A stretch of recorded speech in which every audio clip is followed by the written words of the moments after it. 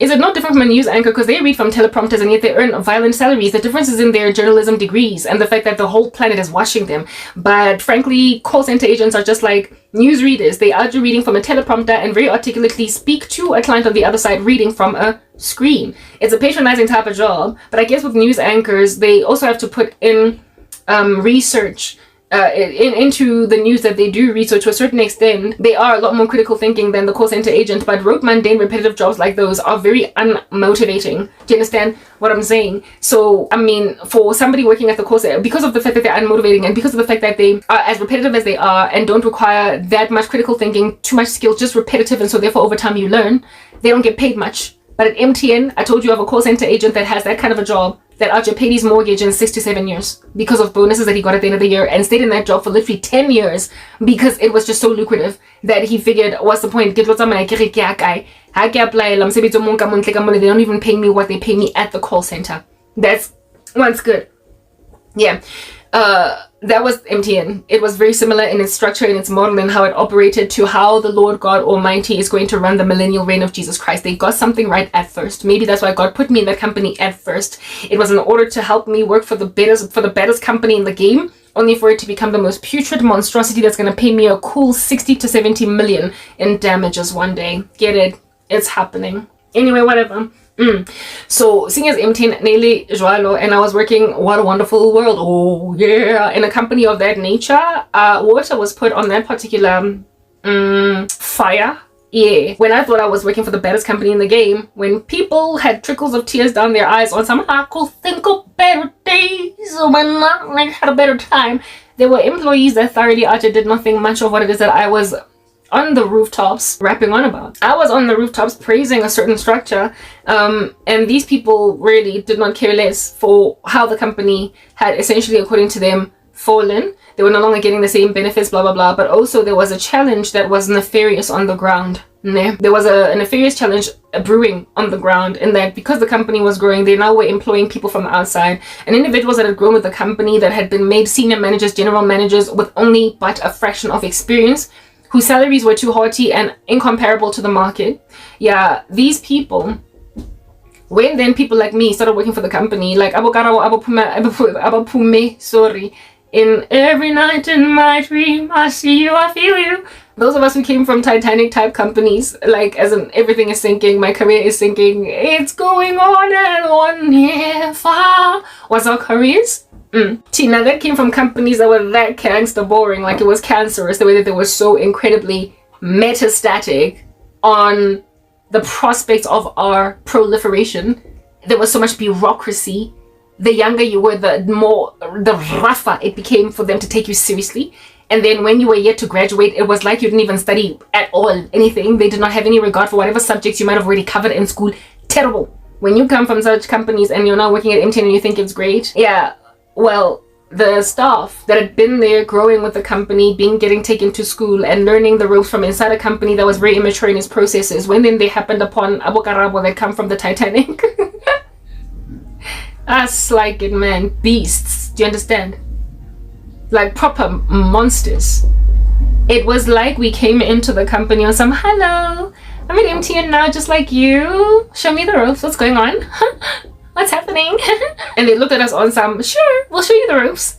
And then they would show us the ropes. But then somewhere along the way, upon them showing us the ropes, they came to learn that, yes, like it, man, this chick knows a lot more than me. This chick is a lot better than me.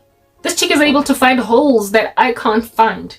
I started in infancy with this baby, and all I know is this baby. I grew from being, like, I had a senior manager boss lady who had started out as, and I can't remember what, but then she became a business analyst, and then she just grew and grew, and then she was our senior manager, right? Yeah, she'd only ever been there. The previous company she was working for, I don't even know what it was. It was not even worth a mention. She essentially grew her entire company and her entire career at MTN. And when people like these made observations of the broad skills of people that come from the Titanic, yeah, thriller night,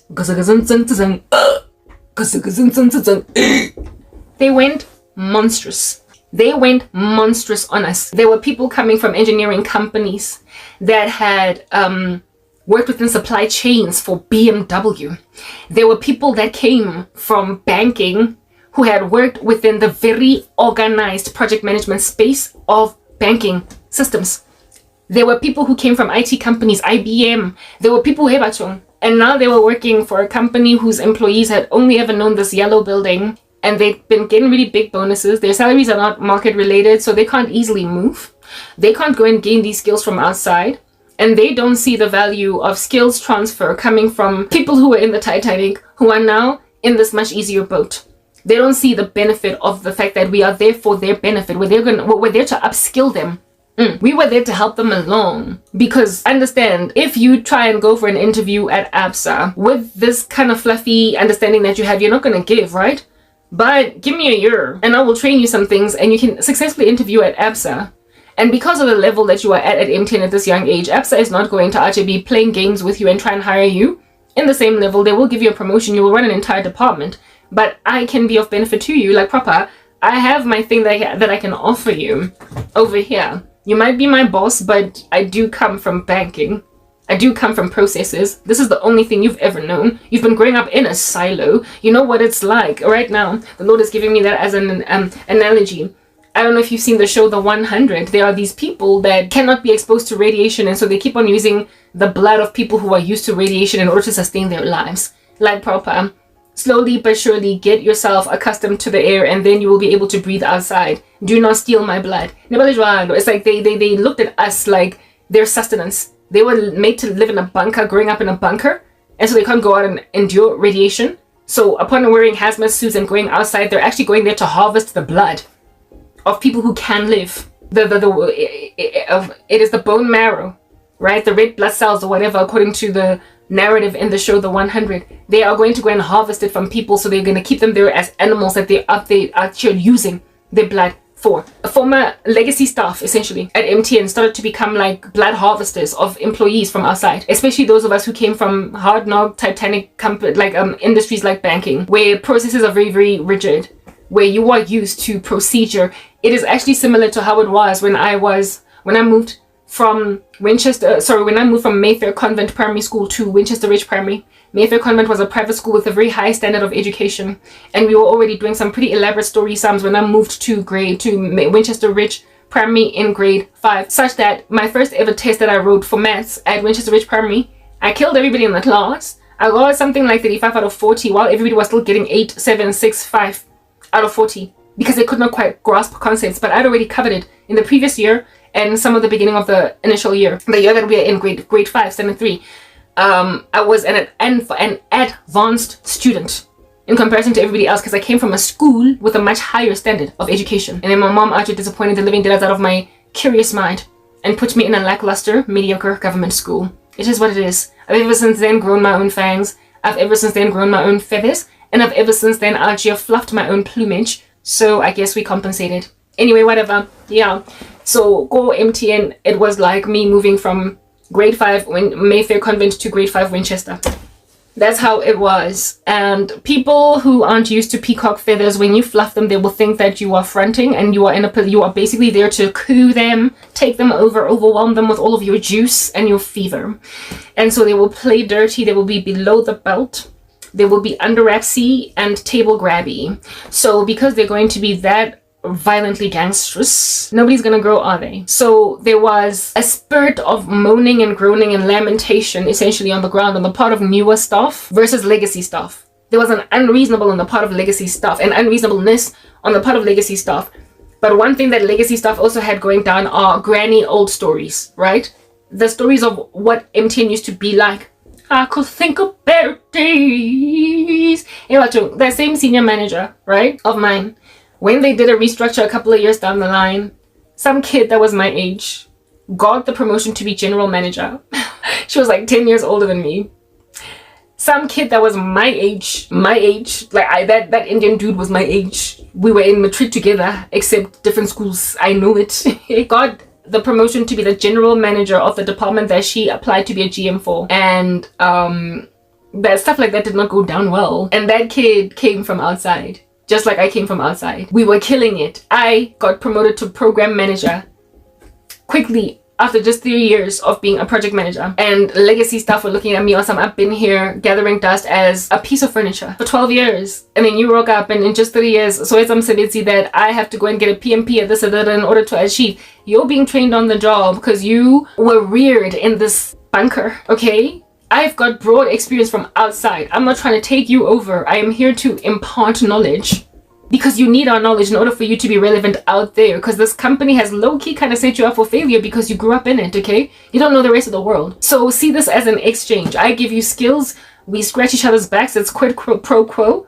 But because I am more skilled than you and able to learn the ropes fast that you teach me because of what it is that I grab from other places, take it in your stride that I'm gonna get a promotion faster now than you ever can. But also remember, you did grow like weeds in a way that makes you quite senior for your age, just in terms of the market. So my growth is basically my turn. You've had yours, and we're not trying to retract you back. We're not trying to make you walk back like Michael Jackson moonwalking.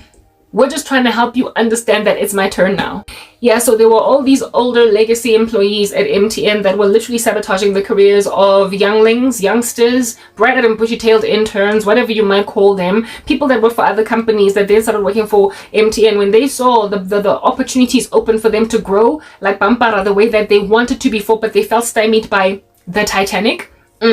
That's what's good. Now that they saw these opportunities and grabbed them, these other people functioned as barriers to entry. My boss functioned as a barrier to entry, and that's the reason why it took 2 years instead of just 6 months or even a year to get back into project management. Because after all, at Kijima, I was a PM. I took a demotion in order for me to prove myself, and they dragged their feet and refused to let me become a PM until somebody else got a promotion and then gave me the promotion. I told you that story before, okay? Yeah, I would then ultimately get the carpet ripped from underneath my feet yet again by the same people who made an observation that I was growing like weeds, because first and foremost, I am really very intelligent, but not only that, I do come from, you know, the Titanic, and the Titanic they got training for days, dog. Like, the Titanic has training and skills that are beefy in comparison to a company whose what do you call this, procedures, are not on par. As a result of this crazy sabotage inside, like this inside bleed that was happening inside the company, we were 5 seconds away, at least as at the time of me losing, no, not so much losing my job, but as at the time of me exiting the job of an administrator, because only when you're an administrator are you privy to such information as, we are not on par with processes, and so therefore we're going to get lambasted by fines, seeing as we are not sitting where we ought to be sitting in terms of the CMMI index. Stuff like that, you know, as an administrator, because that's your job, to basically check out such things, keep your ear on the ground. But when you're a project manager, you're only concerned, for instance, if you're actually trying to deliver a RECA project on the regulation pertaining RECA. If you are trying to transform based on new regulation by ICASA in a project, that's what you're concerned about, but not so much the whole regulatory body of what it is that governs your entire company. But when you are an administrator, you gotta have your ears on the ground for all of this, because that's what you're checking for. You're always doing health checks, you're always doing audit checks, oh, I'm back, right, okay, cool.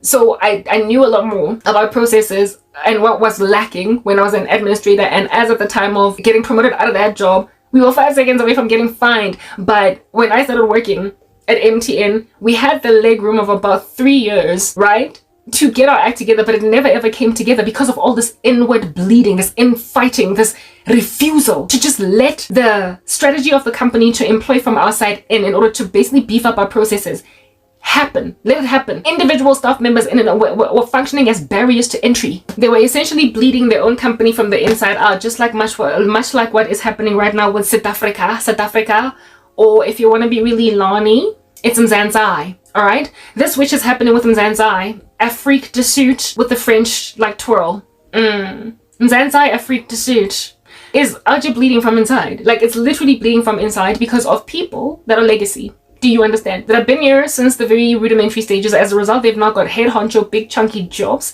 and are paying themselves handsome salaries. We are proud that they've done this thing. They were also taken from bus stations and taxi ranks, struggle heroes. But now they're just like holding on, like, for dear life. Oh, goodness sake. Well, now they are out here holding on for dear life to their jobs at the expense of up and coming youth that are trained up in a broader spectrum of industries. and disciplines. In the age of the internet, so there's lots more information at their disposal, and they are a lot better able to also learn it because they're young, right? Their brains are like thriving, and they are literally functioning as barriers to entry to the youth because they're holding on to their crazy little ridiculous strengthy jobs. And then they claim that our unemployment rate is a qualm and a concern that they have. How can you have a qualm and a concern when you're the reason why the youth don't have jobs? Why 40 or is it 50% of them don't have jobs, or why? You don't want them working because they literally are sitting, consuming data, copious volumes of it in comparison to you from the internet that you can that historically was only available at universities, able therefore to rock up with grander skills in corporate South Africa than you, already starting jobs like computer literate. Imagine this, like proper. There was a time when on an advert for a job, computer literacy was like a whole thing. Like isn't everybody computer literate by like 7 now? Yeah, but like back then it was a whole thing that people could actually walk into corporate and not know ASDF like proper, like a QWERTY keyboard yet, and you still had to go through the rounds of doing that in them. So therefore it was a whole requirement for people to go for computer literacy classes, go for like a whole 3-month course and different, just learning how a computer works, how to like copy paste from a Word document. Oh goodness, like whoa, like do they still do MS Word courses? I don't know, like maybe like Excel might be worth a while, but MS Word, I don't understand. Like Excel, like pivot tables are still like a whole thing. But even then, isn't there like a whole automated sort of kind of like chat GPT version? I don't know. Listen, 2025 has just got so much more advanced technology such that these kids now are coming with skills that we needed to go for 6-month courses first before we could walk in certain jobs, and now they're just easily doing it. They're highly proficient in multiple languages. They're highly proficient in internet languages. They also know a lot more because they are curious. Like kids generally are curious, but they're curious in an information age, so therefore their curiosity is satiated by just bodies, copious volumes of information. The disadvantage, however, that they do have is the fact that there is a lot of misinformation, so they are also consuming a lot of jibber jabber, but consumption nonetheless, they are walking in it. So therefore the burden of fact-checking proof is on them. They have got to embark on the responsibility of vetting information that they consume on the internet or anywhere else where they can find it, in these free-flowing market of information streets, against what is truly true. They've got a responsibility to vet that. That is the downside that they're walking in. However, they do have far more volumes of information at their disposal, and knowledge is power, like quite literally, and information is the reason why the world goes around. Lack of information is the reason why things are innovated, right? Sometimes we go into entire industries just to create information. Knowledge is the driving force behind pretty much every big fat chunky paradigm shifting discovery that we have ever come to learn. So in an information age where knowledge is that much more readily available to human souls on the ground, and the ones who are consuming this information are the youth, you can imagine then what barriers to entry geriatrics and legacy randos are out here being to the youth that would literally within a mere matter of weeks slay them in their own job, insofar as you give them enough tools to learn this particular job. So I mean, of course you're going to keep them out of the market, right? You're going to keep them out of employment. The unemployment rate in this country of the youth, how unemployed they are, is not because there are no jobs. It's because geriatrics, senile, rando, legacy, hold on to jobs for dear life rap people don't want them in there. Because being a senior manager and executive, being a runner of an entire department, it is potentially true that some child could show you flames within just 7 months of learning enough ropes underneath you to run with one hand and a limp your whole department. We know that that is a fact because only look at really excellent content creators that have just gotten out of diapers. Look at how good they are at stewarding their YouTube channels and amassing for themselves the crowds that they have amassed, and also the amount of knowledge they're able to impart, and with a level of proficiency, their level of video editing, how it is that they are able to do such great, excellent work from their own entrepreneurial space that is their YouTube channels. Well, if you go and you grab that content creator and you put them in corporate South Africa, you restrict their ability to motion themselves left and right as much as they want to spread themselves like butter on bread by the bureaucracy of a corporate 9-to-5, right? You restrict them to the department. You restrict them to marketing or accounting. You restrict them to finance. And so that is their challenge. That's their barrier to entry. And over and above that, in finance is this like lackluster legacy boss guy that's going to insist that she does 5 years of time before she gets a promotion, when she's the one that can teach this boss guy or boss girl a thing or two, right? Yeah. And so she gets frustrated that way. And yet this same child or young adult when they go and they do their own thing, when they run their own little mini company as a side hustle, or when they start a content a channel, when they sell stuff on Etsy, on Amazon, when they make a decision to essentially embark on online streams of income or anything other than just the bureaucracy of a 9-to-5, okay, they do so well across multiple industries. Basically marketing, they get that right. Finance, they get that right. Accounting, they get that right. What do you call this?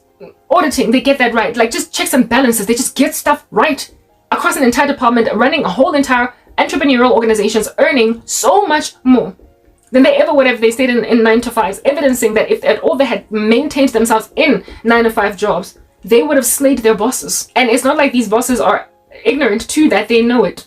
And so they're functioning as barriers to entry, and these barriers to entry are so exorbitant, so exquisite, and so nefarious while they're at it, that they are keeping people out from jobs altogether. So I mean, really, when you are maintaining youth in unemployment, and when you are grabbing skilled professionals and keeping them at home sitting like warm bodies in a bed, never mind a chair, like Karabo at the backs of their mother's houses gathering dust, when you are watching, saying bye-bye, au revoir, fly like a bird, oh Nelly Furtado, you want to fly away, you don't know where your soul is. Everybody that's headed into the diaspora, people that are out working in other countries because they're sick and tired of the bureaucracy of South Africa, you are basically skills exiting from the country, exodusing. You are refusing to build skills in the youth, and you are also extracting youth, again, you are also extracting skills from perfectly employable people that out here are not able to get jobs, and then you are saying goodbye without batting an eyelid, without stopping them, without saying don't stay. Rather you say goodbye my lover, goodbye my friend. People that end up in the diaspora with their skills bleed in the country, we're going to look kind of dumb.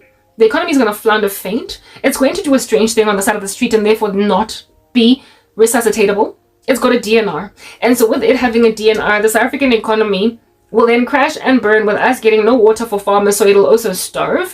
And so therefore, without food and without water, without, I don't know, air, you die. This is not outer space. You're not a microorganism that can survive inside of the body without air. You're not a fishy that can survive in the water without air. You are a multicellular mammal that is terrestrial, living on a planet that you ought inhale and exhale and eat, and then poop and pee at the end of each day. Clean yourself. That hygiene might make sure that you don't get pathogens coursing through your veins and then you die. You gotta do all that. In order to do that, you gotta maintain it by, frankly, filling the earth and occupying it. All right? You gotta maintain all that by filling the earth and occupying it, and you can't fill the earth and occupy it when nobody is willing to give you a job. The skills exodus on this country is literally on purpose. So too is the skills bleed as a result of perfectly skilled South African citizens like Karabo sitting at home unable to contribute to the economy. What are you doing? And then the absolute refusal to give skills to people that once they learn a job, they're gonna slay you because we care, Shandota. Move. Let the youth do their thing. That's why South Africa's out here perishing. And that's why God is gonna give your country to little babies that are presently being born. As for the ones that are already here, they're gonna fight and debilitate their nations. MTN is like South Africa. Breathing, it's not breathing, it's already dead. South Africa is like MTN. But we are yet to find the body, identify it, and then, finally put it to rest. Like, oh, this thing that's out here putrefying in the corner. Give me peace, I need closure. We don't yet have the closure that our country's dead. And that's the reason why we think it's alive. That's why we're still on a search party. That's why we're still out here walking outside at night with lanterns trying to find our missing human. Oh, Shrile, they're dead. Okay, not Shrile. Oh, Tlokafedzi. My grandmother used to like saying, Mutahashri wa Tlokafala, have some respect. Yeah, okay. Oh, Tlokafedzi. And it's not coming back. No, it's not happening. They're not Lazarus. They don't come forth. So for those reasons, I just feel as if the sooner we can get closure, the better. But I'm out here trying to put the horse before the cart. People are going to have hope that a dead thing is still going to come back home. It's not. And I know that. So I'm just saying au revoir, goodbye, peace in the Middle East, except it's not going to happen until Jesus returns, so forget it. Yeah, I'm just leaving. I've already had a memorial service and I've already buried them deep in my heart.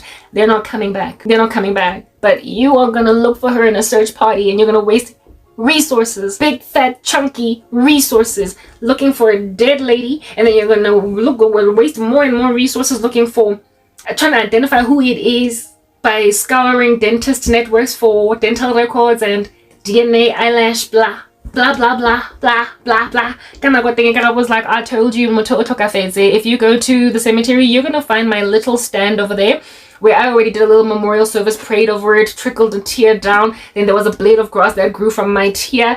And then I left and I moved to the US. And only once I moved to the US did you catch up with the fact that your dead body is already at the cemetery. It's called South Africa. It's dead. It's dead. Why are you looking at me like I'm some stranger? Of course, you're not even looking at me because you have, again, barrier to entry. I might as well be in the diaspora. Go talk after Mona, just deal. It's over. You have not awarded justice to the righteous, and so the country's dead. People are holding on to the youth, and they won't let them do what the youth do. Because you know that they're going to catch up with you and leave you behind with your tail end self. You know, you won't let people, guys, you know what, when you come to Jesus Christ, well, let me tell you a thing or two, Let me go and advise you, people, listen to me, I'm listenable. Don't act like you can't hear me. You are disturbing, you are disgusting you, but anyway, I imagine you won't sit here and listen. Jesus Christ give us eternal life, guys, We're gonna live for eternity one day. We are going to be forever 20. Understand that, or maybe 35, depending on what you think is an amazing age to be. Never gonna age again. No more gray hair. No more crow's feet. No more smile lines. No more cavity in the teeth. You are always going to be beautiful.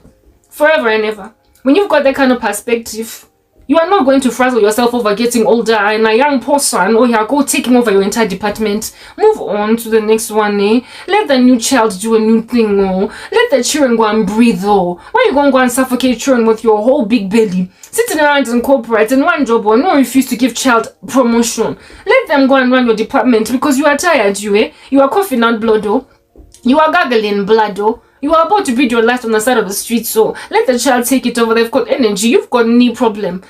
You go up the stairs and you're already so very tight. It's only been 4 staircases that you've been up. This child can go run up and down on your behalf. Let them run. Let the child run, no. But you won't let the child run, no. Why? Because you are holding on to the arts. You are holding on to the planet. That's you.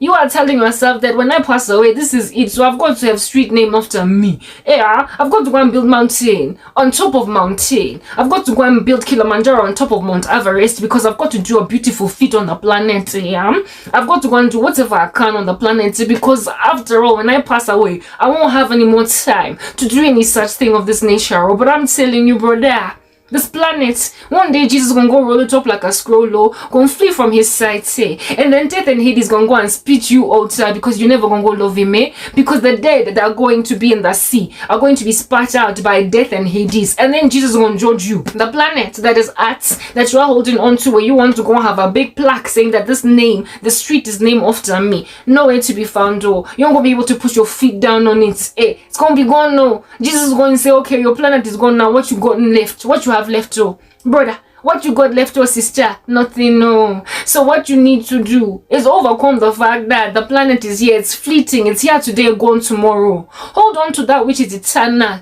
Jesus says you are a foolish man when wealthy you go and you store for yourself bands on the planet. Rather, do this one thing, Store for yourself treasure in heaven where moth and rust do not destroy and thief don't come in and steal. So what you need to go, brother, do, what you need to go and do, sister, is ascertain that your treasure is in heaven. No, you won't build yourself a mountain there. You won't go build yourself Kilimanjaro on top of Mount Everest there, because there is going to be everlasting mountain. But here on the planet, it's fleeing from you. It's going to flee from the sight of Jesus. You're going to be wobbly-legged, scared in front of him, wondering as a wax figurine in front of the blazing inferno of Jesus Christ. Why did I not go and love the Messiah? Because here it is now that the planet on which I had a street named after me. It's gone, no, and now I can't have it. All my works have been burned by the fire. They've been burned, it's gone. But you are holding on to it. You see, when you've got an eternal perspective, brother, let me tell you something. When you've got an eternal perspective, you are going to let the little child go and do a child thing, Let the brother go up and down the stairs of your company, run it, Seeing as you are tired, now you are geriatric. Brother man, you are exhausted. Sit down, no. Twirl on your chair and drink your whiskey, but leave the baby to go and run your company. Because if you are holding on to a youth, you are going to lose it. Even the Bible says that whatever it is that you have, let it go for the sake of the kingdom of God. Otherwise, you're going to lose it, brother. So when you are holding on to opportunity from children, you are ascertaining that you are going to insist on staying young like Botox, even though you are getting old anyway. You know how Botox may be making the young woman that is Gen Z look older than millennial, but they've got Botox. It is killing them faster than it is making them younger because they are holding on to a planet that is fleeing. I'm going to tell you about an eternal Botox. His name is Jesus. So it will give you youth forever. No more you get smile lines, frown lines, no crow's feet, nothing, no. Top of that, you're going to be able to go up and down staircase without falling apart despite 1,000 years progressing. If at all you've got eternal perspective, brother and sister, you will let the little children be. You will let the Gen Alpha go and be more beautiful than you while your skin is drooping. Because you recognize that eventually you're going to get your skin back home. It's called the resurrection. We're going to go in the rapture with beautiful, incorruptible body. On that day, no longer are you going to look different from your Gen Alpha baby. You're going to be the same thing, brother. So just let the baby go and run company because right now you are tired. You're going to get stroke just trying to go up the staircase at the same pace. Baby going to go and overcome you. Just let the little child do what the little child must do so your country can grow. But that's you holding on despite the fact that your knees are very sore. Every time you stand up, you go out show. But a baby, they can go and do the job 10 times faster without having out show. You are blocking them from starting a job. Go away then. Go and pass away with the planet that you're holding on to. It's not going to do anything for you, brother. Get an internal perspective. It'll enable you to let the kids be, because proper, your time has come and gone. You were born in 84. Your time has come and gone. You were born in 61. Your time has come and gone. You were born in 22. You're a baby boomer. You're on the way to the grave and you're still holding on to jealousy against the youth. You're not going to win. The clock that is time is going to out you, ransack you, lambaste you, mortify you. You're going to look in the mirror. You're going to look worse today than you did yesterday. You're going to notice stuff that wasn't there just the day before. You're going to crack more gray hairs and you are going to dye all of them in one fell swoop because you are going to imagine that you can turn back the hands of time like R. Kelly insofar as you can see enough doctors. Look at how plastic surgery makes these celebrities look much older than they actually truly are, and they look like caricatures of themselves. Yeah, saying, wait on Jesus or to go and give you rhinoplasty.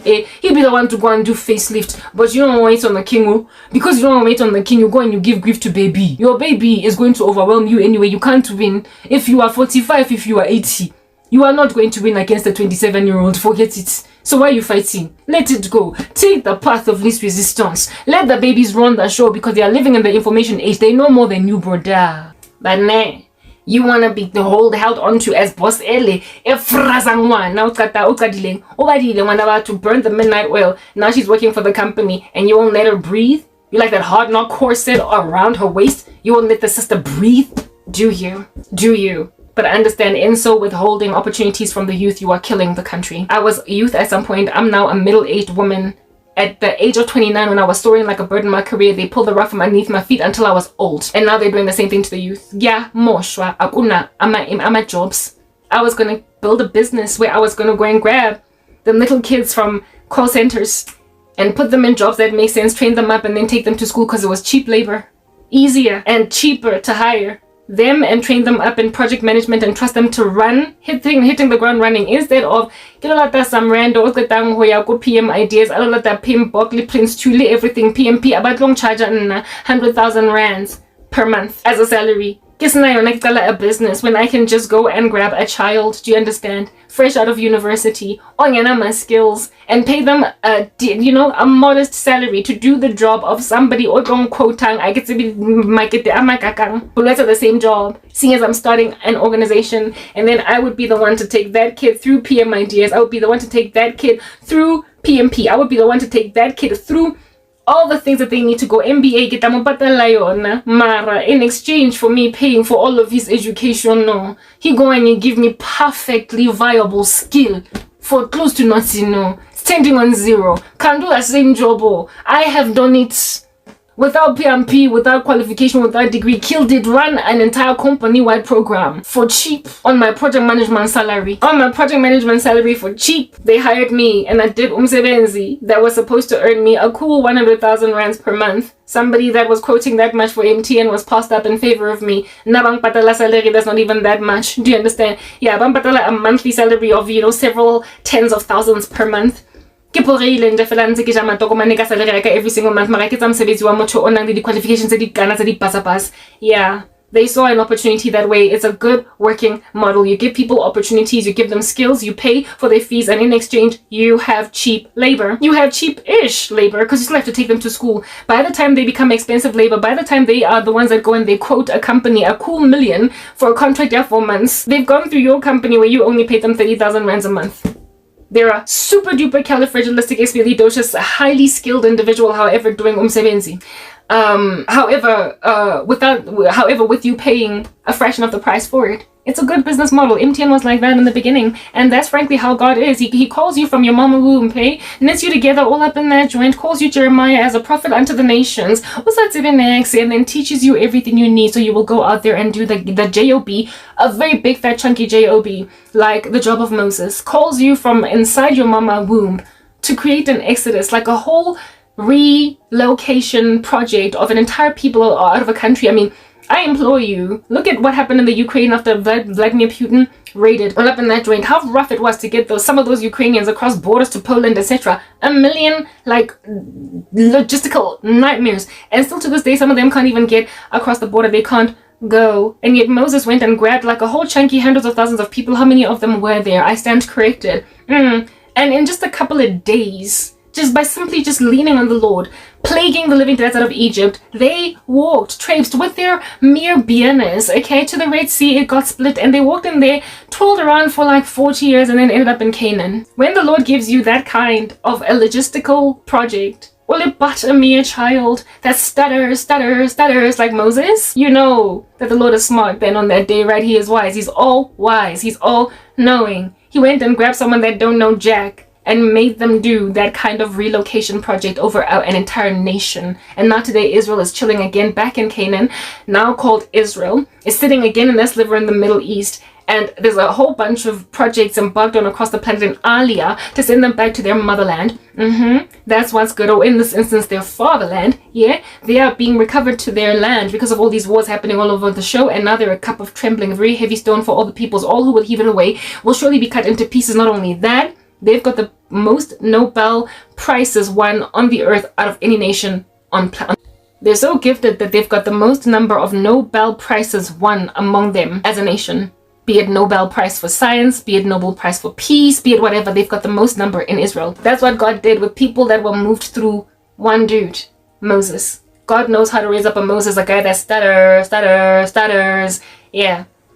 So Karabo was planning on embarking on a godly strategy to hire people that are just stutter, and make them do an exodus. Yeah, I was gonna do that. I was gonna take unassuming children, do you understand? Basically with like pacifiers in their mouths, and make them beastly professionals for a fraction of the price, train them up, give them education, and then send them out to go and quote companies a cool million just to be there to assess a situation.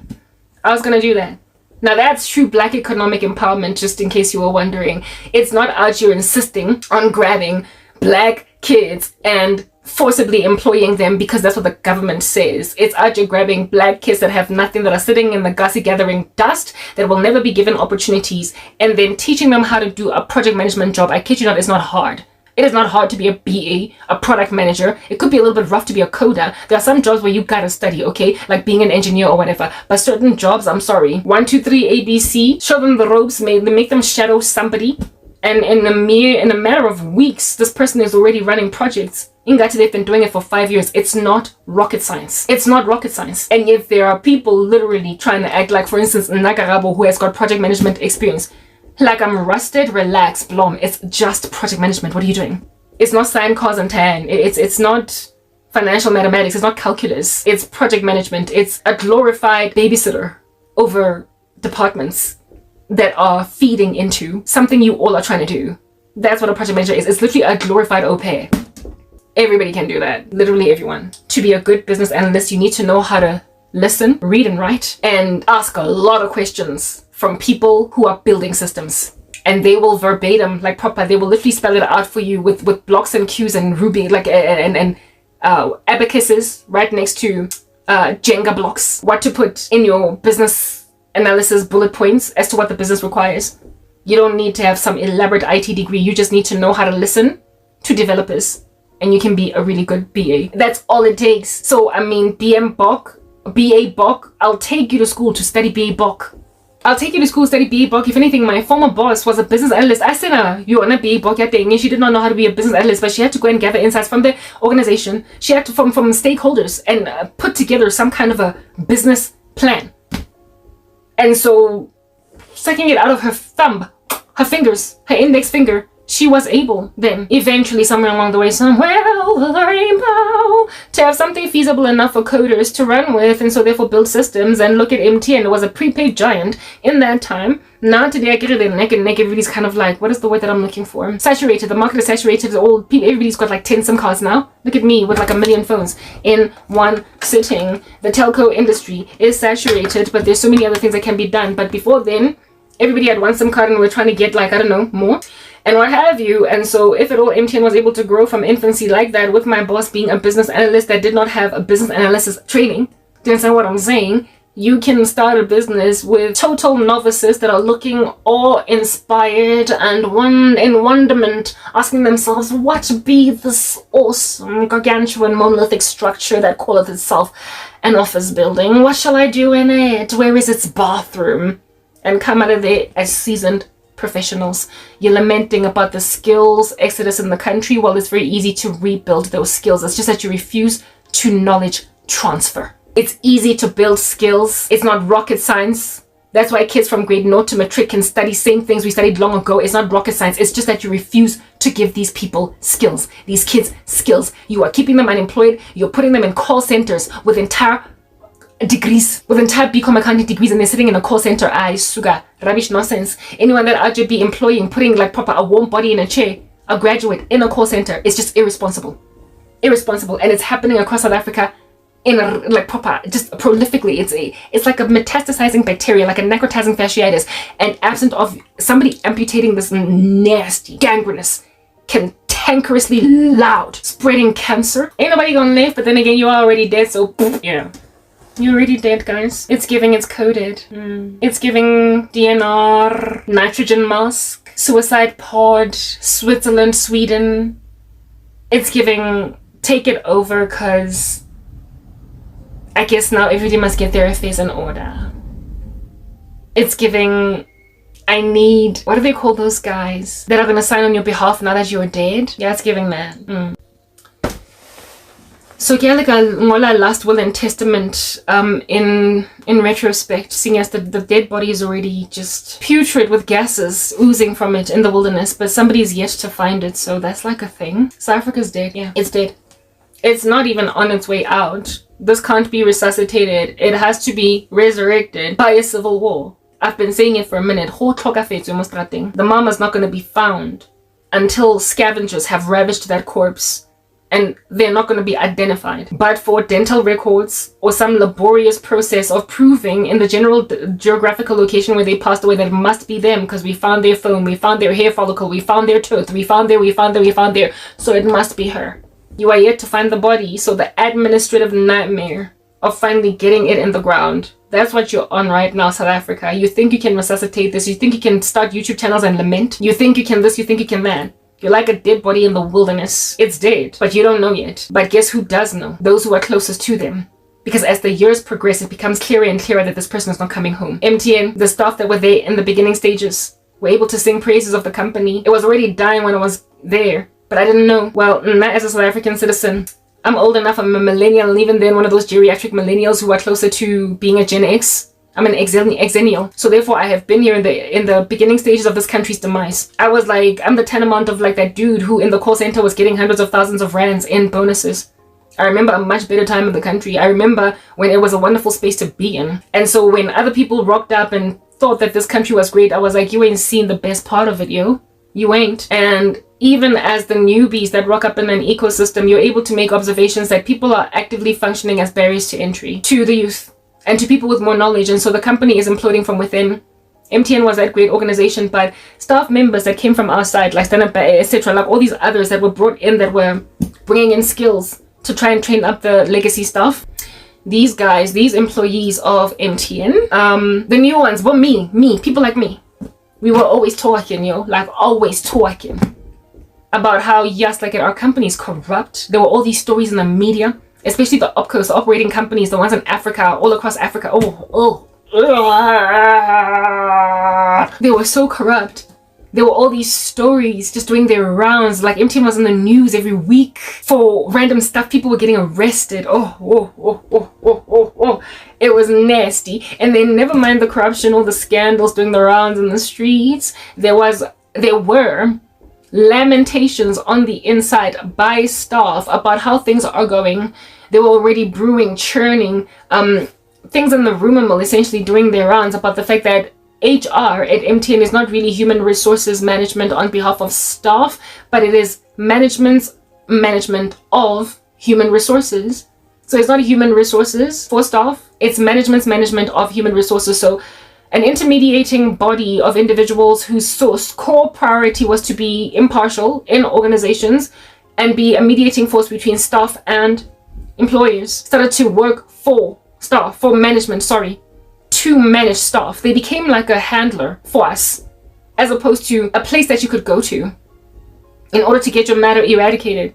So what then happened, because of human resource bias towards management, they were used as a rod of punishment on staff, as opposed to a mediating force. I would know, because I literally lost my job because HR became a rod on my back to handle me for stuff. They were not neutral. They were not mediators. They were advocates for management against me. What the heck? Despite the exculpatory evidence heaped up to the heavens in favor of my case, they inculpated themselves with their infringements of corporate governance, and yet I'm the one that lost a career, never mind just that job. Right? Because of this crazy phenomenon, there then rose up these little gnarly bits of annoying rando factions inside the organizations called unions. People decided that we can't trust HR because what in the world, dream on? And our Labor Relations Act put it out there in their legislation that you get to start a union, babies, because if for any reason at all HR is unreliable, you can have a little caucus of people on the inside that are essentially like student representative councils, but for corporate inside your companies.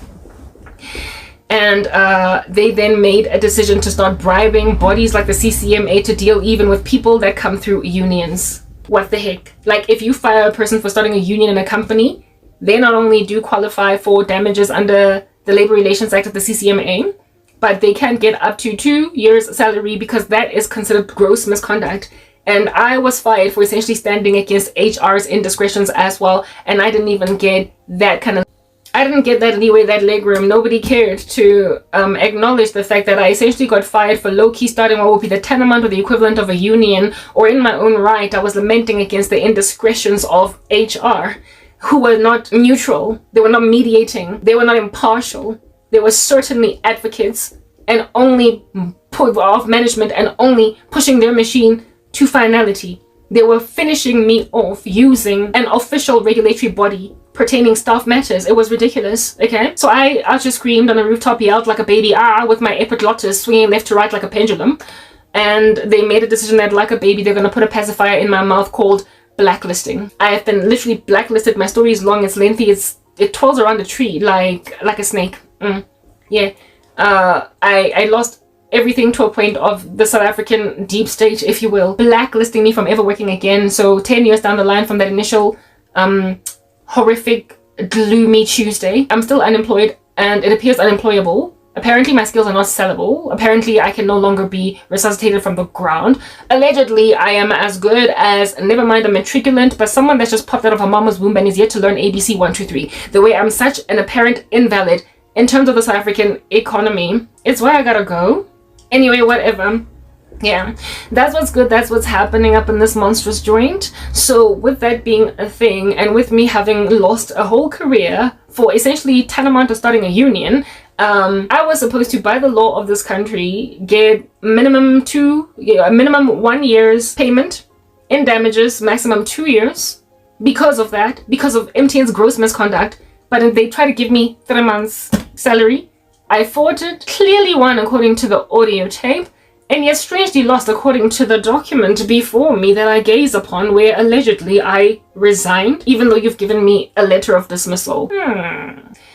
And so I wasn't able to get UIF, but according to Investec, I was dismissed So I wasn't able to get my shares. Look at South Africa be literally dead. And yet you are just still hopeful that your search party is going to locate her. Oh, dream on. She's dead. Your unfortunate mom are not coming back, baby. You're an orphan now. Oh, I'm sorry. Just a soft story. You're not coming back. Hi, boy.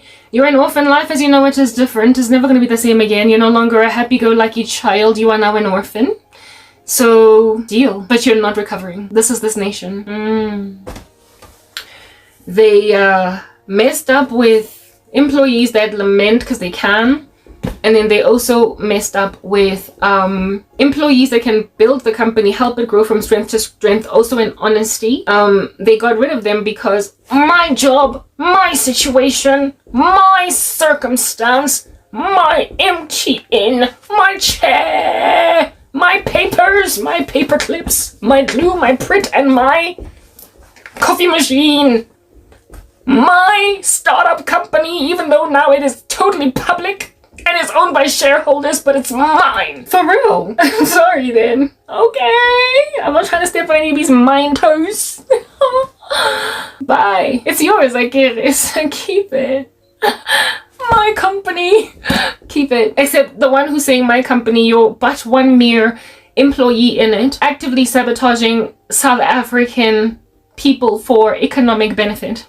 And then after you sabotage them, oh black conglomerate, you decide to go and take the farmland of white people and then withhold water from their farms, claiming in your lackluster, stupendous demeanor, that they're the reason why your company is choking. You're the one that won't give black youth jobs. It's not the white farmer. You're the one that won't enable black professionals to grow because you're hoarding your senior manager chair. You're twirling on it even though you are now officially obese. So people gotta literally wheel you out of there because you're like a contestant on my 500-pound life. People just gotta rock up at your chair to feed you, and soon enough you're gonna pass away from cardiac arrest. But you're gonna die literally hoarding the job that belongs to a 30-year-old employee that has been sitting in a dumb job for much too long, and they're much better at your job than you because it's your company. Yeah, look at you go. Cray, right? Totally. It's insane. Insane. What's going on? South Africa's like MTN. It started out alright, and then it started sabotaging employees, and then it started walking in corruption. Legacy staff latched on to their jobs for dear life. I was so sabotaged by legacy staff that they even bewitched me out of a job. And then when I fought for myself, they blacklisted me from South Africa altogether. And now that I'm leaving, they're like, my human, my citizen. Now South Africans are like, my person, my South African resident. You kicked me out of the country, you idiot. But I'm your South African. I'm moving. I'm leaving. My black lady. Shut up, black men. You're the ones that treated me like trash, okay? My human being. I belong to no one but Jesus Christ. I used to be yours, but I don't know. It's giving emancipation. I'm done. I'm totally done, okay? This country's bleeding out. It's breathing its last. The right people are not being awarded opportunities. The right people are not being given an ability to do what they ought to do. And people who have displayed time and time again that they're really good at what they do, you have maintained that they can't do it because there's somebody better that you have already earmarked from, listen to this, 30 years ago. Okay, this country, this new democracy commenced about that long ago. And there are people that you placed in presidency, you placed in government, you placed in corporates, and you looked at them as they're going to flip the model, they're going to do better. And then they dropped the ball, they took cocaine, they even coded on the table. And then you still insisted that the people who displayed that they can better run your country, you still insisted that those people are not the right ones for the job. And you ignored them for literally so long that they became middle-aged women and men. A scenario of that nature is unfolding. Mojarateng, my older sister, was the star kid, I bet you can tell. I was the one that was just super annoying. What are you doing? Gathering dust. Teachers are perpetually lamenting about, what is that thing over there? Oh, it's a child. Oh, what is it doing? It's gathering dust. And then I got to grade 9. And I decided, you know what, I'm sick and tired of just merely gliding through school. I'm going to study. So I became an academic. That wasn't enough for my mom. And then I matriculated, went to university, started doing well, really, really well over there, and that still wasn't enough for her because she didn't even pay my fees. I ended up having to drop out after second year. Took myself to school, that wasn't enough. I was killing it even in that state. My lecturers loved me, but no, not my mom. And then in corporate South Africa, I was actually killing it, kicking it, growing up the corporate ladder without a degree, without a qualification, but I was getting it. And I had such a strong career that some people started to notice that, oh my goodness, Karabo, she's actually really good. I thought she was kind of whatever, but hey, it turns out that she's actually something to write home about. Yeah, people started to notice that I was worthwhile, and that was still not enough for my parents. I then had the carpet ripped from underneath my feet by the sibling that now was dropping the ball. She was Amy Winehouse.